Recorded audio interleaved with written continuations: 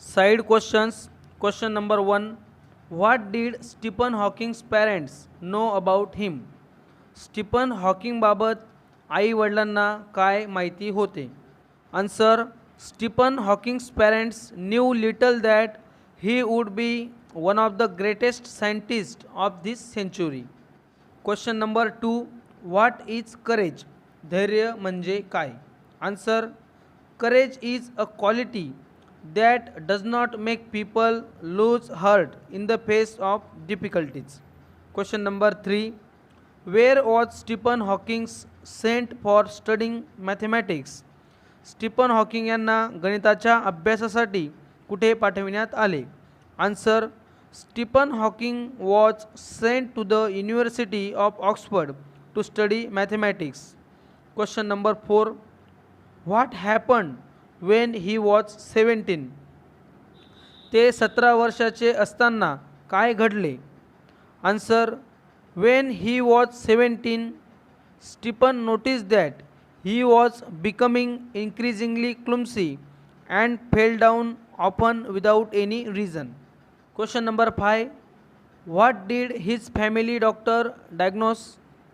त्यांच्या फॅमिली डॉक्टरने काय रोगनिदान केले? Answer. His family doctor diagnosed an extremely rare disease called ALS or LOU, Gergis disease. Question number 6. What did he study about to get his PhD? Answer. He studied about black holes to get his PhD. Question number 7.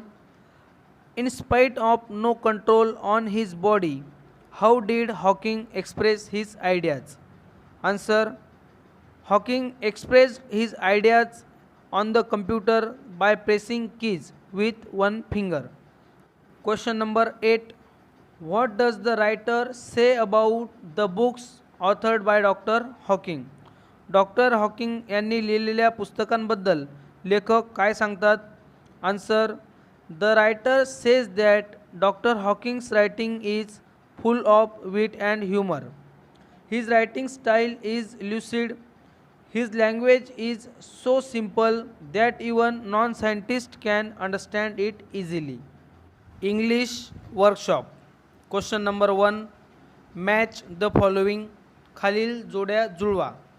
या ठिकाणी आपल्याला group A व group बी या जोड्या जुळवायच्या आहेत. Answer. First D, second C, third A, fourth B. Question number 2. Complete the following web chart containing the qualities of Dr. Stephen Hawking. पुढील web chart आपल्याला पूर्ण करायचा आहे. याच्यामध्ये आपल्याला डॉक्टर स्टीफन हॉकिंग यांच्या क्वालिटीज लिहायच्या आहेत. Qualities of doctor Stephen Hawking. Courageous, intelligent, optimistic, undaunted, great author, humble. Question number 3. Arrange the following statements according to the occurrence in the life history of Dr. Stephen Hawking. पुढील statements काही विधान आपल्याला या ठिकाणी दिलेली आहेत, त्यांना आपल्याला योग्य क्रमानुसार लावायचे आहे. Answer. First D, second A, third G, fourth E, fifth F, sixth H, seventh B, eighth C. Question number 4. Homographs. Pairs of words that are spelled and pronounced the same but the different meanings in different context. Homographs म्हणजे असे शब्द की ज्यांच्या spellings व त्यांचे pronunciation हे सारखे असते परंतु त्यांचा मीनिंग हा वेगळा होत असतो. त्या शब्दांना आपण होमोग्राफ्स म्हणत असतो. For example watch. Watch means observe म्हणजे निरीक्षण करणे आणि watch means device that shows time म्हणजे आपलं घड्याळ. तर या प्रकारे वॉच शब्द आहे. दोघं ठिकाणी स्पेलिंग सेम, प्रोनाऊन्सिएशन देखील दोघांचं सेम होत आहे परंतु त्यांचा मीनिंग हा वेगळा होतो. Use the following words in two different context. A, couple, a pair, couple, link. B. Mind, memory, mind, idea. C. Space, an empty area, space, either.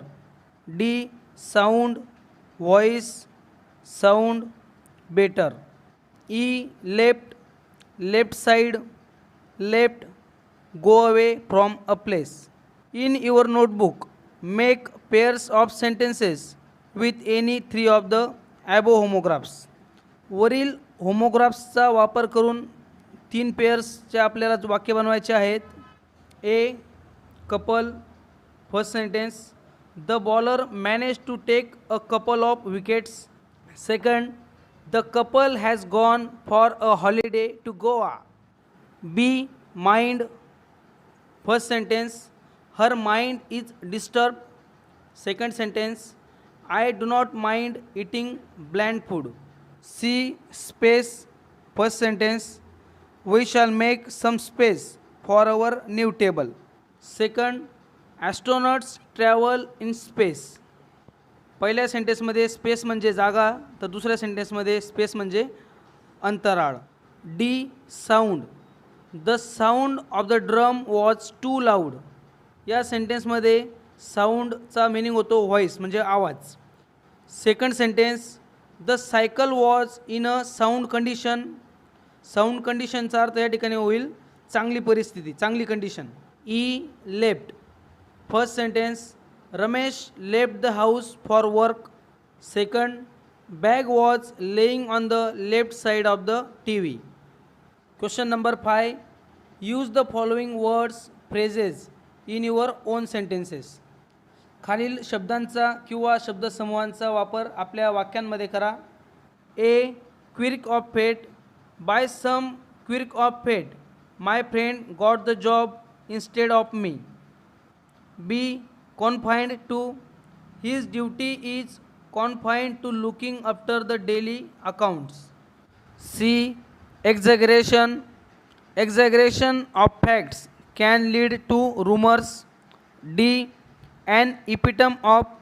Sindhutai Sapkal is an epitome of courage and compassion. E. Millennium. A genius is born hardly once in a millennium. Question number 6, expand the given themes. Make use of these supports or hints. A. If you fall ill during your final exam. Answer, if I fall ill during my final exam, I will first contact the headmaster and inform him. I will take special permission and arrange for separate sitting arrangement. I will ask the headmaster to permit my mother to accompany me. B. If you meet a disabled person who needs help. Answer, I will ask the person to tell me the exact problem and the kind of help he needs. I will ask him for the contact numbers and contact his relatives or doctor. I will take him to his house or to the hospital. C. If your friend is in trouble. Answer, if my friend is in trouble, I will observe his behavior and gestures and try and understand his problems. I will be patient with him and try to help him find a solution. I will seek advice for elders if it is necessary. D. If you meet a great person like Dr. Stephen Hawking. Answer, I will consider myself fortunate.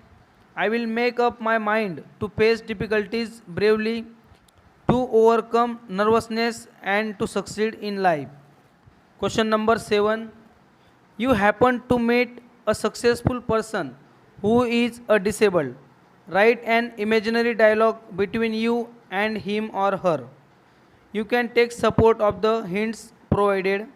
तुम्ही एखाद्या यशस्वी दिव्यांग व्यक्तीला भेटलात अशी कल्पना करा आणि तुमच्यातील व त्यांच्यातील काल्पनिक संवाद लिहा. त्यासाठी खाली आपल्याला काही पॉईंट्स दिलेले आहेत.